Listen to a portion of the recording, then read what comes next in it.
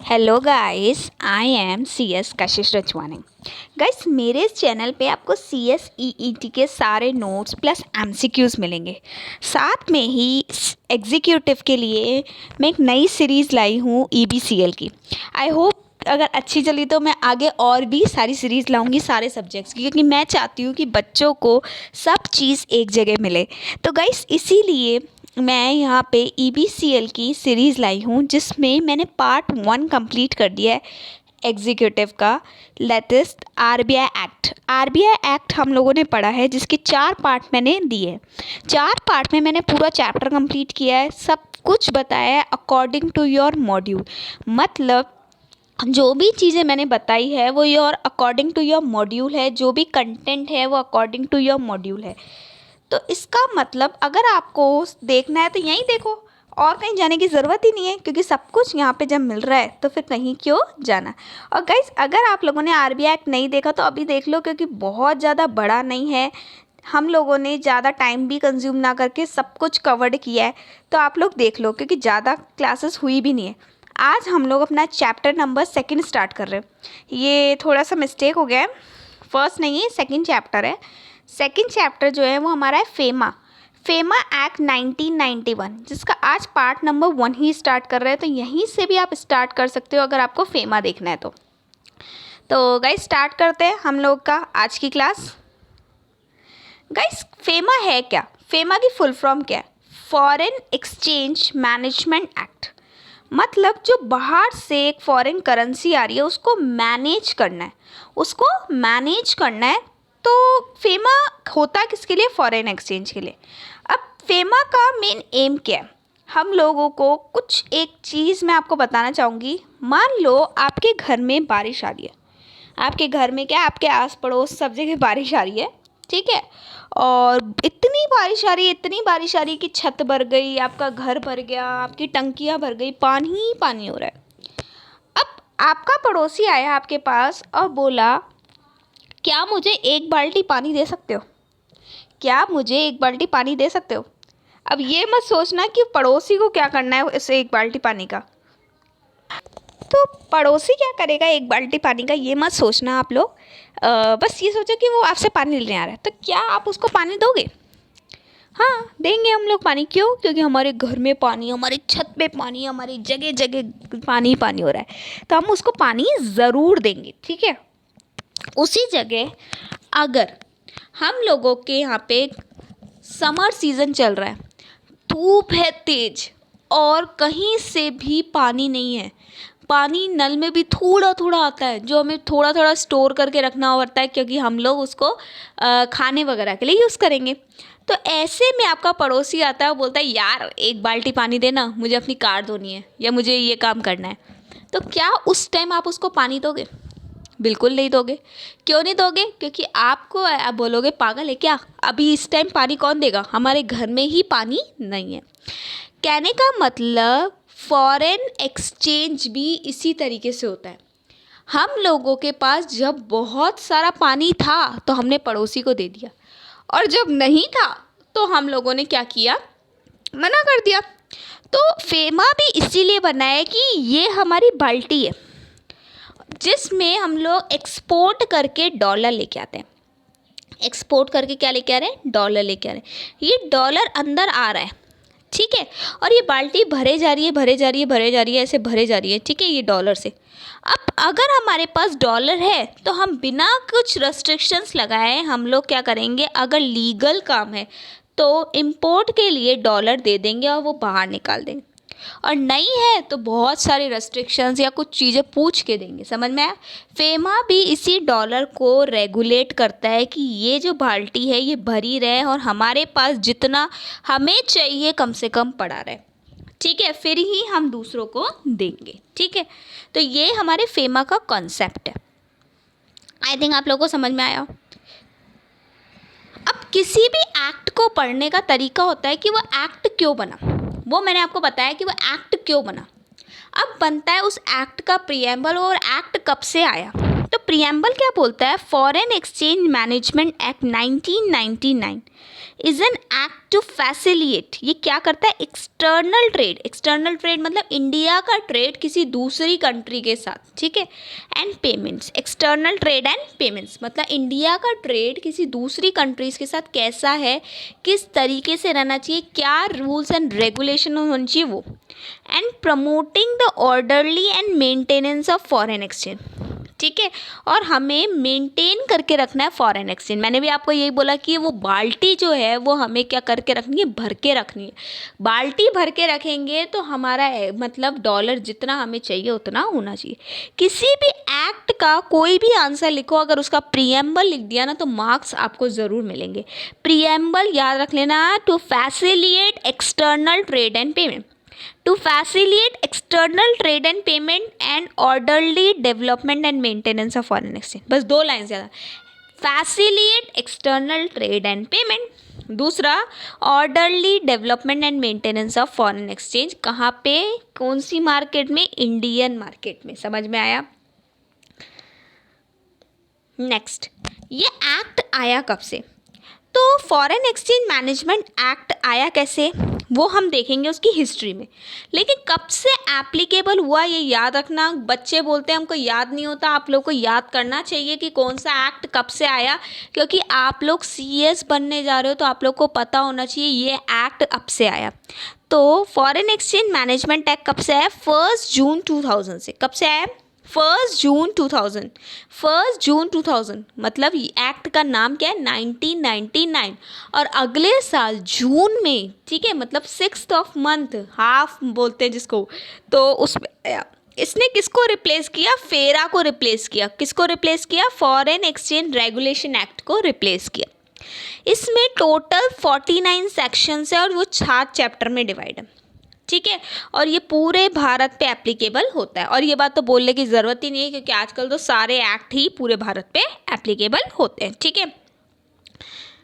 तो एक बार इसका स्क्रीनशॉट चाहो तो ले लो कि कब से आया, किसको रिप्लेस किया, कितने चैप्टर्स है, कितने सेक्शंस है, और साथ में कहाँ एप्लीकेबल होता है, ठीक है, ले लो एक बार।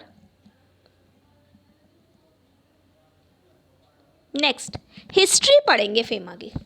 देखो 1947 में जब हमारा इंडिया आज़ाद हुआ, कॉन्स्टिट्यूशन बनाते बनाते 1950 हो गया था। इंडिया आज़ाद हुआ तो हमारे जो प्राइम मिनिस्टर बने थे वो थे जवाहरलाल नेहरू। जवाहरलाल नेहरू को फेमा के बारे में, फॉरेन एक्सचेंज के बारे में कोई नॉलेज नहीं थी। उनको ये लगता था कि अगर हम बाहर के लोगों के साथ कुछ काम करेंगे तो हम लोगों को हो सकता है वो दोबारा धोखा दे दे या कुछ भी हो जाए। मतलब वो लोग डर गए थे कि हम लोग एक्सटर्नल लोगों से ट्रेड ना करें। तो ऐसे में उन लोगों ने बिल्कुल रेस्ट्रिक्शंस लगा दी, स्वदेशी चला दिया, और उन्होंने बना दिया एक एक्ट जिसको बोला फेरा। क्या बोला, FERA commence problem of balance of payment arrival for British, ठीक है। देखो फेरा, ये जो जवाहरलाल नेहरू ने फेरा को बनाया और बिल्कुल रेस्ट्रिक्शंस लगा दिए कि बाहर से कोई भी ट्रांजैक्शन नहीं होगा। अब बाहर से कोई भी ट्रांजैक्शन नहीं होगा तो बाहर वाले हमसे भी नहीं देंगे ट्रांजैक्शन। जब बाहर वाले हमको भी नहीं देंगे ट्रांजैक्शन तो इससे एक कमी आ गई, हमारे पास फॉरेन एक्सचेंज की कमी आ गई। और हमारा जो BOP है, बैलेंस ऑफ पेमेंट, जो हम एक्सपोर्ट और इंपोर्ट के लिए बनाते हैं अकाउंट, जिसमें हम ये देखते हैं कि कितना हमारे पास फॉरेन करेंसी आई, कितना गया, वो सब कुछ चेक करता है। इसमें प्रॉब्लम आने लगी क्योंकि हमारे पास फॉरेन करेंसी नहीं थी। अगर हम स्वदेशी चलाएंगे तो बाहर वाले भी हमसे थोड़ी मंगवाएंगे, ठीक है। फिर क्या हुआ 1947 के बाद, 1973 में इंदिरा गांधी के राज में इंदिरा गांधी ने फेरा को थोड़ा सा क्या बोलते हैं लिबरल किया, क्योंकि जो जवाहरलाल नेहरू थे उनको तो बिल्कुल ही नॉलेज नहीं थी, लेकिन इंदिरा गांधी ने थोड़ी बहुत नॉलेज लगाई और उसके बाद थोड़ा सा मतलब लिबरल किया था कि ठीक है, अगर दवाइयों के लिए आपको चीज़ें चाहिए तो बाहर से ले आओ, ठीक है। अगर आप लोग को है ना कहते हैं कुछ ऐसी ज़रूरत की चीज़ें चाहिए, लाइक मेडिकल हो गया या कोई बहुत ज़रूरी काम है, कोई एजुकेशन पर्पस के लिए हो गया, तो आप बाहर से ट्रांजैक्शन कर सकते हो। तो फेरा को रिस्ट्रक्ट किया, converted into regress famous string, ठीक है। मतलब थोड़ा सा रिग्रेस से वो लिबरल लेकर आई, ठीक है। और इसने सबके लिए नहीं खोला, लेकिन कुछ चीज़ों के लिए बोला ठीक है आप बाहर जाके लेके आ सकते हो, मतलब इंडिया से बाहर से चीज़ें मंगा सकते हो। 1991 में जो हमारे अटल बिहारी वाजपेयी थे, उनकी सिचुएशन ऐसी हो गई थी, आपको पता है 1991 में हमारी एलपीजी पॉलिसी भी आई थी। इंडिया की ऐसी हालत हो गई थी कि इंडिया के पास सिर्फ 8 दिन का खाना बचा हुआ था, मतलब 8 दिन ही गवर्नमेंट सर्वाइव कर सकती थी। तो ऐसी कंडीशन हो गई, क्योंकि वहाँ पे जो इंदिरा गांधी ने सिर्फ कुछ चीज़ों के लिए फेरा खोला था, तो इसीलिए हमारे पास फॉरेन एक्सचेंज बचा ही नहीं है। और फॉरेन एक्सचेंज सिर्फ कितना बचा था, 1.1 बिलियन, ठीक है। और बहुत ही वर्स्ट सिचुएशन थी ये इंडिया के लिए, ठीक है। तो उसके बाद जो एलपीजी पॉलिसी आई, जिसमें बोला गया कि बाहर के साथ लिबरल हो, बाहर ट्रांजैक्शन करने दिया जाए, क्योंकि अगर हम लोग बाहर के लोगों के साथ ट्रांजैक्शन करेंगे तभी बाहर के लोग हमारे साथ ट्रांजैक्शन करेंगे। जब दोनों तरफ ट्रांजैक्शन होगा तो फॉरेन करेंसी आएगी भी और फॉरेन करेंसी जाएगी भी, और इससे हमारा डे टू डे ट्रेडिंग चलेगा, हमारा वो फॉरेन एक्सचेंज का मैनेजमेंट होगा, ठीक है। तो 1991 में यही हुआ था कि अटल बिहारी वाजपेयी के केस में 1.1 बिलियन ही बचा था। फिर आई हमारी एलपीजी पॉलिसी। एलपीजी पॉलिसी 1991 में क्या हुआ, लिबरल हुआ, लिबरलाइजेशन लाया इंडिया में और रिमूव ट्रेड बैरियर, बहुत सारे बैरियर हटाएगा। देखो, कोई भी एक्ट अगर पब्लिक इंटरेस्ट में सही नहीं है तो कोई दूसरा एक्ट उसको रिप्लेस करेगा। जैसे कि फेरा को रिप्लेस किया फेमा ने। कोई भी एक्ट जब रिप्लेस किया जाता है जब वो पब्लिक इंटरेस्ट में हो, ठीक है। तो इसीलिए एलपीजी पॉलिसी आई और ट्रेड बैरियर्स को हटाया गया। कोई भी एक्ट कब रेस्ट्रिक्ट भी किया जा सकता है, रेस्ट्रिक्ट भी किया जा सकता है किसके केस में, पब्लिक इंटरेस्ट के केस में। जैसे मैं अगर आप लोग को एक एग्जांपल बताऊं तो कंपटीशन एक्ट है, कंपटीशन एक्ट रेस्ट्रिक्ट हुआ है। पहले जो एक्ट था एमआरटीपी एक्ट, वो इतना रेस्ट्रिक्टेड नहीं था, तो वहाँ पे लिबरल से रेस्ट्रिक्शंस पे, मतलब जो हमारा एमआरटीपी एक्ट था वो फिर भी लिबरल था। कंपटीशन एक्ट क्या हो गया, रेस्ट्रिक्ट हो गया। कोई भी एक्ट रेस्ट्रिक्ट या लिबरल होने का उसका रीज़न यही होता है कि पब्लिक इंटरेस्ट में। कंपटीशन एक्ट रेस्ट्रिक्ट हुआ लेकिन पब्लिक इंटरेस्ट में, यहाँ पे फेमा लिबरल हुआ पब्लिक इंटरेस्ट की वजह से, ठीक है। तो वही बात मैं आप लोगों को बता रही हूँ, एलपीजी आई और ट्रेड बैरियर्स को हटाया। Liberalization in India were created, क्या आया, लिबरलाइजेशन आई, atmosphere the and earn foreign exchange in India, ठीक है। तो इससे क्या हुआ, हम लोग फॉरेन एक्सचेंज को अर्न करने लग गए, धीरे धीरे धीरे धीरे फॉरेन, मतलब 1947 में जवाहरलाल नेहरू ने तो बिल्कुल ही मना कर दिया। फिर इंदिरा गांधी ने 1973 में बोला कुछ चीज़ों के लिए, और 1991 से 1993 में बहुत कंडीशन ख़राब थी, तो इसीलिए लिबरलाइजेशन लाया गया और बहुत सारी चीज़ों के लिए खोला गया, ठीक है। फॉरेन ट्रेड है ना। 1999, ठीक है, में क्या हुआ, created FEMA because existing law. अब फेमा बना, ठीक है। अब फेमा बना, तो फेमा जब अब कब बना, 1999 में बना, ठीक है। 1999 में फेमा बनाया गया, एक सेकेंड,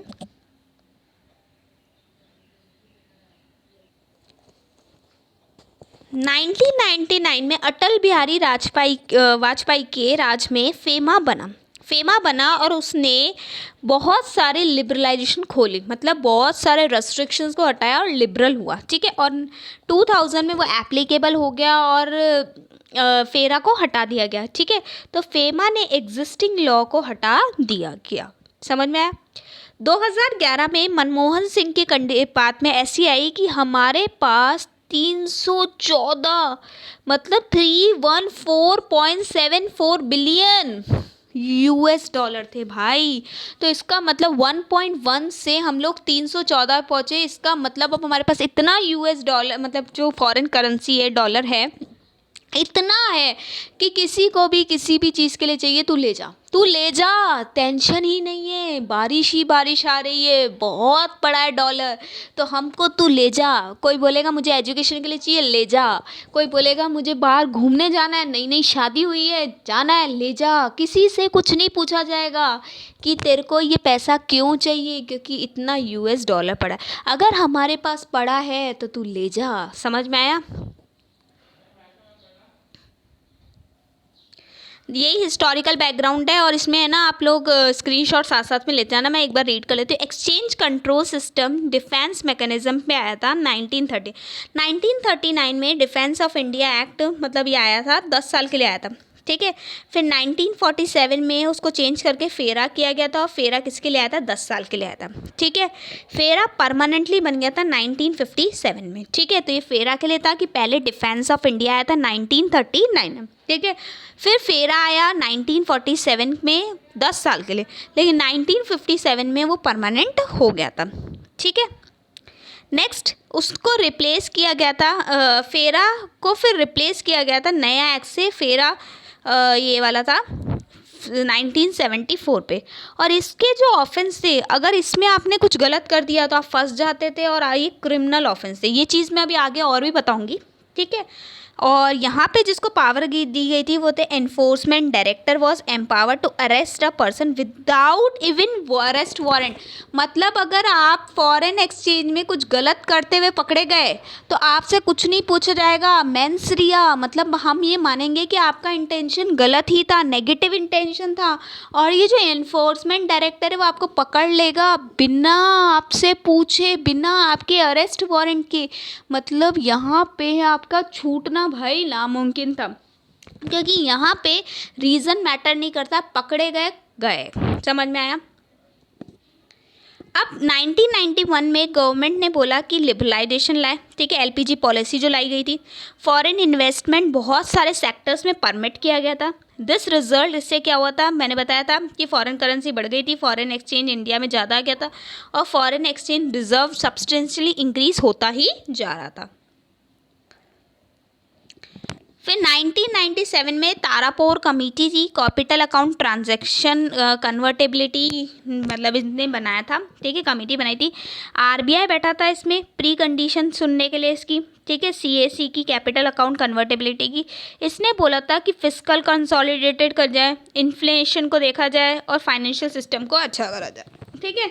तो फिस्कल कंसोलिडेशन सारी चीज़ों को, मतलब बाहर की चीज़ें और यहाँ की चीज़ें, सारे अकाउंट्स को फिस्कली करा जाए, कंसोलिडेटेड। इन्फ्लेशन हम लोग देखें कि कितना क्या हो रहा है, और ये फाइनेंशियल सिस्टम वगैरह देख रहा था, ठीक है। आगे देखते हैं। इट इज़ ऑल्सो रिकमेंड कि लेजिस्लेचर फ्रेमवर्क बनाया जाए कुछ फॉरेन एक्सचेंज के लिए, कुछ दूसरा फ्रेमवर्क बनाया जाए, क्योंकि फेरा बहुत ज़्यादा रेस्ट्रिक्ट था। फिर बिल निकला 90 लोकसभा में 1988। ये पूरा अकॉर्डिंग टू योर मॉड्यूल है, मैंने जो चार्ट में बताया वो बहुत ही अच्छा था। उसके बाद अब आप लोग यहाँ से आप चाहो तो मॉड्यूल के जो कंटेंट है उसको आप क्लिक कर सकते हो, ठीक है, स्क्रीनशॉट ले सकते हो। तो 4 अगस्त 1998 में आया था। स्टैंडिंग कमेटी बनाई गई थी कि हाँ फेमा लाया जाए, लेकिन 1998 में वो विड्रॉल किया गया। फिर 25 अक्टूबर 1999 में वापस रखा गया बिल, लेकिन 25 अक्टूबर 1999 में वो पास हो गया, और 29 दिसंबर को वो पास हो गया। मतलब कुल मिला के 1999 में वो पास हो गया, ठीक है। और बना फेमा आया कब से? 1 जून 2000 से, ये हम लोग पढ़ चुके हैं। और फेरा को इसने रिप्लेस किया था, ये भी हम लोग पढ़ चुके हैं।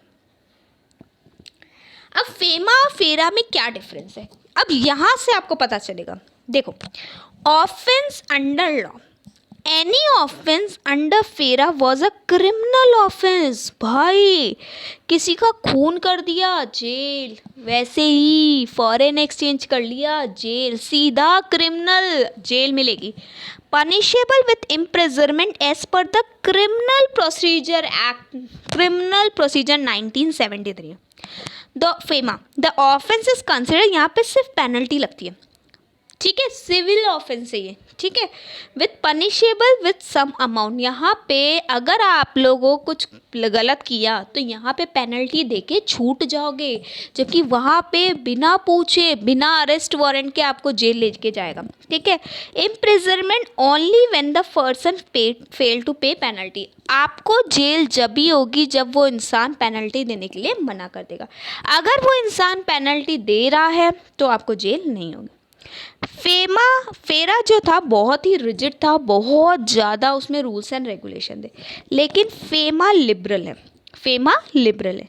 फेरा में 81 सेक्शंस थे और फेमा में 49 सेक्शन है। आप देख लो सेक्शन ही कितने कम हो गए, कोई लॉ कितना इजी हो गया, 81 सेक्शन से 49 सेक्शन पे पहुंचा, मतलब वो कितना लिबरल हो गया। समझ में आया? यहाँ पे नेम ऑफ ट्रांजैक्शन, फेरा में कोई भी ट्रांजैक्शन हम करते थे तो उसका कोई भी नाम नहीं था, लेकिन फेमा में नाम है करंट अकाउंट ट्रांजैक्शन और capital account transaction. Basic transaction is prohibited unless permitted. देखो कितना इंपॉर्टेंट है, यहाँ पे सब कुछ प्रोहिबिटेड था जब तक लिखा नहीं हो कि वो परमिटेड है। देखो कितना कितना इंपॉर्टेंट है, ट्रांजैक्शन इज प्रोहिबिटेड, सब कुछ मना है। इंदिरा गांधी ने यही तो बोला था, सब कुछ मना है अनलेस परमिटेड, जब तक मैं नहीं बोलती कि परमिट है। अब उसमें देखो ट्रांजैक्शन इज परमिटेड, सब कुछ अलाउ है भाई, जितना पैसा चाहिए लेके जाओ, कोई मना नहीं करेगा। अनलेस प्रोहिबिटेड, जब तक हम मना नहीं करते। बिल्कुल उल्टा हो गया, वहाँ पे रेस्ट्रिक्शन ही रेस्ट्रिक्शन है। यहाँ पे बोलता है कि यहाँ पे रेस्ट्रिक्शन जब होगी जब हम बोलेंगे, वैसे तो सब लिबरल है, ठीक है। रिजिडिटी, यहाँ पे बहुत ज़्यादा रिजिड था ये। यहाँ पे रिजिडिटी फॉरेन एक्सचेंज के लिए थी यहाँ पे, क्योंकि हमारे पास फॉरेन एक्सचेंज था नहीं, तो बहुत हर चीज़ के लिए पूछा जाता था। आपको बाहर जाना था, इंदिरा गांधी ने बोला कि मेडिकल के लिए आप जा सकते हो। आप आरबीआई के पास गए कि आरबीआई मेरे को पैसा दो ताकि मैं मेडिकल के लिए बाहर जाऊं, मतलब पैसा क्या दो, डॉलर चेंज करके दो। अब आरबीआई बोलता है क्यों जा रहे हो? आपने बोला भाई मेडिकल इशू है, मैं नहीं मानता। आपने बोला सच्ची, उसने बोला मैं तो भी नहीं मानता। आपने बोला सच्ची मम्मी कसम नहीं मानता, उसने बोला मैं नहीं दूंगा, क्योंकि फॉरेन एक्सचेंज था ही नहीं, आरबीआई मना कर रहा था जानबूझ के। उसके बाद आपने बोला देखो दे दो, नहीं तो मैं कंप्लेन कर दूंगा। तू क्या कंप्लेन कर देगा? मैं खुद कंप्लेन कर दूंगा। मतलब आरबीआई यहाँ पे फॉरेन एक्सचेंज देना ही नहीं चाह रहा है। आरबीआई के जो ऑथोराइज डीलर है वो देना ही नहीं चाह रहे, क्योंकि था ही नहीं। यहाँ पे आरबीआई तो खुद खैर डायरेक्ट नहीं देता, आरबीआई के डीलर को आपने बोला कि मुझे फॉरेन एक्सचेंज दे दो, क्योंकि मैं हनीमून पे जा रहा हूँ। किसके साथ जा रहा है, कहाँ जा रहा है, तेरी शादी हुई है या नहीं हुई है, कोई नहीं पूछेगा भाई। यहाँ पे कोई भी नहीं पूछेगा, कोई डिस्क्लोज़र, मतलब जब तक उनको नहीं लगता ना वो नहीं पूछेंगे। समझ में आया? वहाँ पे हर चीज़ का सवाल देना पड़ता था, लेकिन यहाँ पे नहीं देना पड़ता था भाई। फीचर्स, यहाँ पे नेगेटिव मैंसरिया होता था, मतलब डायरेक्ट आपको जेल में डाला जाता था, चाहे आपका इंटेंशन सही हो या नहीं हो। लेकिन यहाँ पे मैंसरिया नहीं है, यहाँ पे ऐसा कुछ नहीं है कि आपको डायरेक्टली जेल डाला जाएगा। अगर आपसे कुछ गलती भी होती है तो आप पेनल्टी देके छूट सकते हो, अगर आप पेनल्टी नहीं देते तो फिर जेल में जाएगा। मतलब वहाँ पे क्रिमिनल है फेरा में, लेकिन फेमा में सिविल है, ठीक है। पेनल्टी यहाँ पे 5 गुना पेनल्टी होती थी, मतलब अगर आपसे 1 करोड़ का घपला हुआ तो 5 करोड़ तक की पेनल्टी आप पे लग सकती थी। लेकिन यहाँ पे जो पेनल्टीज़ होती है वो 3 गुना ही होती है। तो आप देख रहे हो कितना ज़्यादा लिबरल हुआ, फेरा से फेमा बहुत ज़्यादा लिबरल हुआ यार। तो ये सब कुछ आप लोग स्क्रीनशॉट चाहो तो एक बार ले लो, यहाँ से ले लो पहला स्क्रीनशॉट।